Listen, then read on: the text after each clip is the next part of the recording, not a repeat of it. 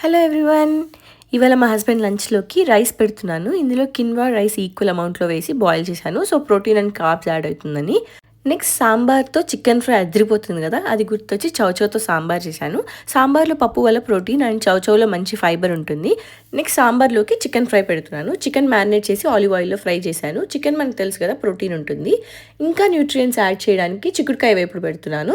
ఇందులో పప్పుల పొడి కూడా వేశాను అండ్ ఇది good source of protein and fibre కూడా. డైలీ ఫ్రూట్స్ కాకుండా ఈరోజు గువాకమోలీ పెడుతున్నాను. ఇదేదో గ్రీన్ రోటి పచ్చళ్ళలా ఉంది కదా, ఇది అవకాడో మ్యాష్ చేసి raw onions, tomatoes, lemon, pepper, salt వేశాను.